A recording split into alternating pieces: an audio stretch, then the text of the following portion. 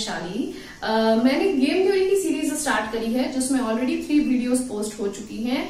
आज हम डिस्कस करेंगे 4th वीडियो के बारे में, जिसमें हम लोग टॉपिक लेंगे मिनी मैक्स प्रिंसिपल या जिसे मैक्समिन क्राइटेरिया भी कहा जाता है। ओके, सो इस वीडियो में मैं आपके साथ डिस्कस करूंगी मिन मैक्स क्राइटेरिया या मैक्समिन प्रिंसिपल, और जिसमें हम लोग lower value of the game और upper value of the game को कैसे ऑब्टेन किया जाता है कोई पे ऑफ मैट्रिक्स अगर हमें दी गई हो तो उसकी हेल्प से। सो ये हम आज समझेंगे इस वीडियो में। सेकेंडली, जो मैक्समिन क्राइटेरिया या मिनमैक्स क्राइटेरिया के टॉपिक्स हैं उसमें से क्वेश्चंस दोनों टाइप के आते हैं। थ्योरेटिकल पॉइंट ऑफ व्यू से भी क्वेश्चन आते हैं 5 to 7 मार्क्स के, चाहे आप बैचलर्स कर रहे हो या मास्टर्स कर रहे हो। और उसके बाद जो न्यूमेरिकल क्वेश्चन है वो तो 10 to 12 मार्क्स तक वेरी करता है। ठीक है, सो अब हम स्टार्ट करते हैं क्वेश्चन। सो यहाँ पे हमें एक क्वेश्चन दिया गया है जिस क्वेश्चन में हमारे पास ये लिखा है कि कंसिडर 2 person या zero sum game matrix which represent payoff to the player A, apply minimax approach and obtain lower and upper value of the game. तो ये हमें क्वेश्चन दिया गया है और इस क्वेश्चन के रिस्पेक्ट में हमें ये मैट्रिक्स दी गई है। क्वेश्चन में ये दिया गया है कि पहली बात उन्होंने ये कही है कि ये 2 person गेम है। 2 person गेम वो गेम होता है जिसमें 2 ही प्लेयर पार्टिसिपेट करते हैं। तो हमारे जो गेम है उसमें प्लेयर ए और प्लेयर बी 2 person पार्टिसिपेट कर रहे हैं। ठीक है, दूसरी बात इन्होंने कही कि ये जो गेम है ये जीरो सम गेम है। जीरो सम गेम का मतलब होता है ऐसा गेम जिसमें एक पर्सन अगर लूज करे तो दूसरे पर्सन को कुछ वैल्यू देता है और दूसरा पर्सन पहले पर्सन को देता है। तो दैट मीन्स कि gains of one become the losses of other. That means एक ने जो अर्न किया दूसरे के लिए वो उस पॉइंट पे उसके लॉसेज में कन्वर्ट हुआ।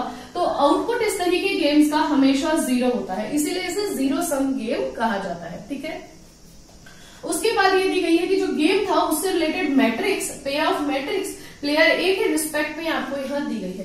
तो जब हमारे पास कुछ प्लेयर्स पार्टिसिपेट करते हैं गेम थ्योरी की जब हम बात करें तो जो भी चीज वो लोग अर्न करते हैं डिफरेंट स्ट्रेटेजीज के बिहाफ में, तो उसकी जो कॉस्ट वैल्यू होती है उसको हम एक मैट्रिक्स के रूप में बना लेते हैं सॉल्व करने के लिए, ताकि हम देख सके कि गेम मतलब इस मैट्रिक्स से क्या वैल्यू ऑब्टेन होगी हमें। ठीक है, तो इसी तरीके से यहाँ दिया गया है कि पे ऑफ मैट्रिक्स ये प्लेयर ए की बनी है। ठीक है, प्लेयर ए के रिस्पेक्ट में पे ऑफ मैट्रिक्स बनी है। अब अगर terms like zero sum game, 2 person game, पे ऑफ मैट्रिक्स आपको क्लियर नहीं हो रहे तो बहुत जरूरी है कि आप पार्ट 1, पार्ट 2, पार्ट 3 को जरूर करस्पॉन्ड करें, उन वीडियोस को जरूर देखें। ठीक है, अब ये दिया गया है कि अप्लाई करिए मिनिमैक्स अप्रोच और ऑब्टेन करना है आपको लोअर वैल्यू और upper value of the game. ठीक है, तो अब हम मिनिमैक्स अप्रोच को स्टडी करते हैं। मिनिमैक्स अप्रोच क्राइटेरिया प्रिंसिपल इस तरीके के नाम से बुलाया जाता है। मिनिमैक्स या फिर आप इसे मैक्समिन भी कह सकते हैं। ठीक है स्टूडेंट, तो कंफ्यूज मत होइए, एक ही चीज के बारे में बात की जा रही है और ये सबसे पहला टॉपिक होता है गेम थ्योरी में जब आप बुक ओपन करेंगे, और सबसे इंपॉर्टेंट टॉपिक भी है और सबसे इजी टॉपिक भी है। तो मैं इसमें आज आपको सब डिटेल में बताऊंगी। तो देखिए, सबसे पहला स्टेप मिनिमैक्स अप्रोच का ये होता है कि आपको ये रोज दी गई है, यहाँ पे कॉलम दिया गया है। तो रो के रिस्पेक्ट में हम लोग मिनिमम वैल्यू फाइंड करते हैं जिसको लिखते हैं हम रो में। ठीक है, कॉलम के रिस्पेक्ट में हम मैक्सिमम वैल्यू फाइंड करते हैं जिसको हम लिखते हैं कॉलम मैक्स। ठीक है, एक रो में से हमें मिनिमम एलिमेंट फाइंड करना होता है।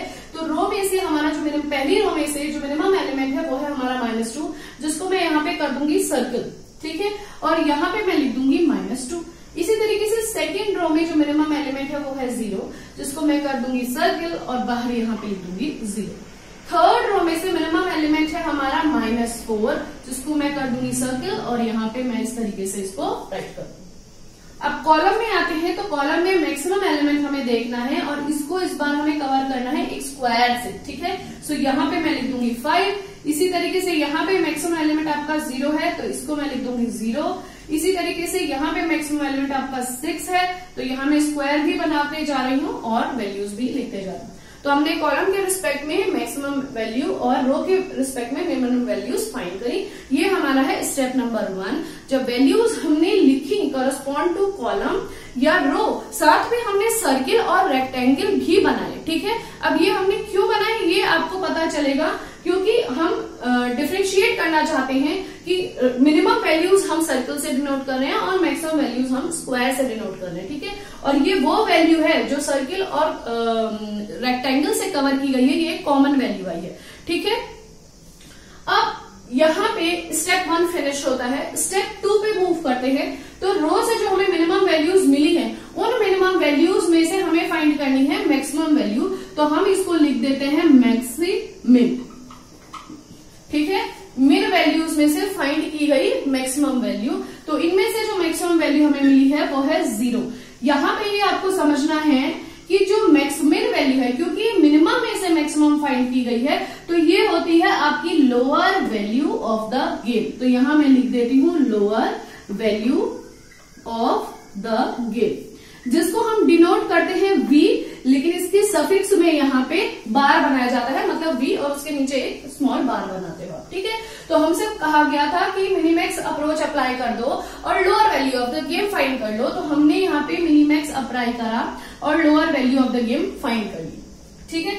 इसी तरीके से तो जो lower value of the game है, ये आपका होता है गेन ऑफ प्लेयर ए।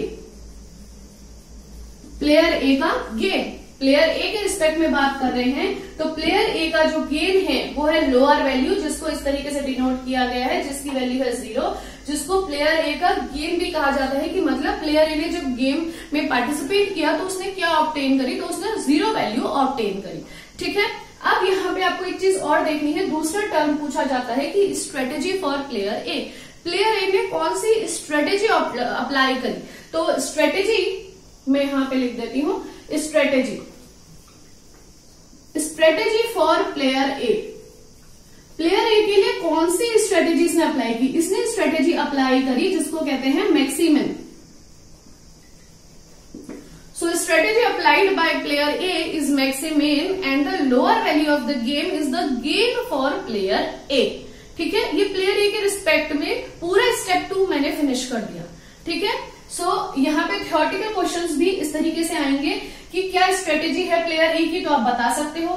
क्या गेन वैल्यू है प्लेयर ए की, तो आप बता सकते हो। Lower value of the game कैसे ऑब्टेन किया जाता है, किस तरीके से उसको डिनोट किया जाता है, और रो मिनिमा किसे कहते हैं, रो मिनिमा किस प्लेयर के रिस्पेक्ट में किया जाता है। तो ये सारे क्वेश्चंस प्लेयर ए के रिस्पेक्ट में मैंने आपको यहाँ पे समझा दिए हैं।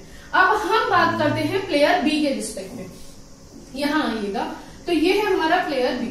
प्लेयर बी पे जो हम वर्क कर रहे हैं वो कॉलम वाइज कर रहे हैं, जिसमें हमने अब स्टेप 2 अप्लाई करना है।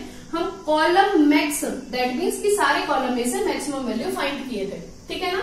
अब इन कॉलम में से हमें फाइंड करनी है मिनिमम वैल्यू। तो यहां हमने मैक्सिमम फाइंड की थी, अब हम लिख देंगे मिनी मैक्स। दैट मीन्स कि फाइंड की गई मैक्सिमम वैल्यू में से आपको एक मिनिमम वैल्यू ऑब्टेन करनी है, ठीक है। तो वो जो मिनिमम वैल्यू है आपको देखनी होगी कौन सी है। मेरे फिलहाल मैट्रिक्स में वो वैल्यू आ रही है 0, ठीक है, क्योंकि ये मैक्सिमम वैल्यूज थी और इनमें से मिनिमम वैल्यू फाइंड कर रहे हैं। तो ये जो 0 है वो आपका बन जाएगा अपर वैल्यू ऑफ द गेम। तो यहां मैं लिख दूंगी अपर वैल्यू ऑफ द गेम, जिसको हम डिनोट करते हैं स्मॉल v से, और इसके सुपरस्क्रिप्ट में मतलब ऊपर की साइड एक डैश लगा दिया जाता है, ठीक है। जैसे लोअर वाले में हमने नीचे एक डैश लगाया था स्मॉल v के, ऐसे v के अपर साइड में एक डैश लगा दिया जाता है, जिसको कहते हैं अपर वैल्यू ऑफ द गेम। तो 0 आपका अपर वैल्यू ऑफ द गेम हो गया, जिसको गेन्स ऑफ प्लेयर ए भी कहा जाएगा, ठीक है। तो यहां मैं लिख देती हूं gains of player A, sorry gains of player B, क्योंकि हम प्लेयर बी के बारे में बात कर रहे हैं, ठीक है। तो 0 is the gain value for the player B, या फिर इसको upper value of the game भी कहा जाएगा। अब बात करते हैं प्लेयर बी ने कौन सी स्ट्रेटेजी अप्लाई करी। The strategy applied by the player B. तो प्लेयर बी ने स्ट्रेटेजी अप्लाई करी मिनी मैक्स स्ट्रेटेजी, ठीक है। So strategy by player B is minimax. Strategy applied by player B is minimax. तो यहां पे step 2 finish होता है प्लेयर बी के रिस्पेक्ट में, ठीक है स्टूडेंट्स। अब देखते हैं क्वेश्चन। क्वेश्चन में कहा गया था कि मिनी मैक्स अप्रोच अप्लाई करिए। तो हमने मिनीमैक्स अप्रोच अप्लाई करी। अब मिनीमैक्स अप्रोच कहा जाए क्वेश्चन में या मैक्समिन अप्रोच कहा जाए, क्वेश्चन इसी फॉर्म में ही चलेगा, ठीक है, क्योंकि तरीका वही होता है करने का कि रो में से मिनिमा और कॉलम में से मैक्सिमा निकालेंगे और फर्दर फिर स्टेप 2 को आप दोनों रो और कॉलम को मूव करेंगे, ठीक है। नेक्स्ट क्वेश्चन यहाँ पे पूछा गया कि ऑब्टेन करिए लोअर वैल्यू। कभी कभी लोअर वैल्यू ना देके ये लोग डायरेक्टली कह देते हैं फाइंड दिस एंड दिस इस तरीके से भी, ठीक है। और अगर आपके ऑब्जेक्टिव क्वेश्चंस आते हैं यूनिवर्सिटी में, तो मैं एक चीज और आपको बताना चाहूंगी कि एक मैट्रिक्स दे दी जाती है और कहा जाता है value of this is equals to this and value of this is equals to this, check करिए यस और नो। तो इस तरीके के क्वेश्चंस भी एग्जाम में आपको मिल सकते हैं, ठीक है। इस तरीके के क्वेश्चंस भी एग्जाम में ऑब्जेक्टिव टाइप लोअर वैल्यू और अपर वैल्यू वाले क्वेश्चन से रिलेटेड आ सकते हैं, ठीक है। तो यहाँ पे हमने लोअर वैल्यू भी फाइंड कर लिया, यहाँ पे हमने अपर वैल्यू ऑफ द गेम भी फाइंड कर लिया। तो जो भी थ्योरेटिकल क्वेश्चंस इस टॉपिक से उठेंगे वो सारे मैंने इस टॉपिक से उठेंगे वो भी मैंने आपके साथ यहाँ पे डिस्कस कर लिए हैं, और इस तरीके की मैट्रिक्स को किस तरीके से सॉल्व किया जाता है वो भी मैंने आपके साथ डिस्कस कर ली। आई होप स्टूडेंट ये वीडियो आपको अच्छी लगी हो और आपको हेल्पफुल लगे, आपको काफी कुछ कॉन्सेप्ट क्लियर हो जाए मैक्समिन और मिनमैक्स प्रिंसिपल से रिलेटेड, लोअर वैल्यू और अपर वैल्यू गेम होता क्या है एक्चुअली, और स्ट्रेटेजी वर्ड किस तरीके से यूज किया जाता है, ठीक है। सो अब क्वेश्चंस अगर ऑब्जेक्टिव टाइप आए, थ्योरेटिकल आए, ये लॉन्ग न्यूमेरिकल क्वेश्चन आए, आई होप कि मिनीमैक्स प्रिंसिपल से रिलेटेड आप उसको बहुत अच्छे से सॉल्व कर पाएंगे। सो अब आप ये करिएगा कि इस क्वेश्चन को देखने के बाद जो बुक में और भी क्वेश्चंस दिए गए हो तो उनकी प्रैक्टिस जरूर करिएगा। अगर आपको कोई क्वेरी हो तो आप कमेंट के द्वारा मुझसे पूछ सकते हैं।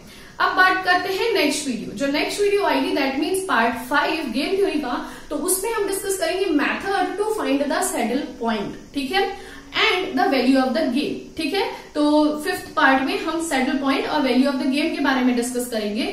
इस वीडियो में हमने सिर्फ लोअर वैल्यू और अपर वैल्यू में कॉन्सेंट्रेट किया, नेक्स्ट में हम उनकी मदद से value of the game find करना सीखेंगे, ठीक है। सो आई होप की वीडियो अच्छी लगी हो तो प्लीज सब्सक्राइब जरूर करिएगा, क्लासमेट्स के साथ शेयर भी करिएगा। Till then goodbye and take.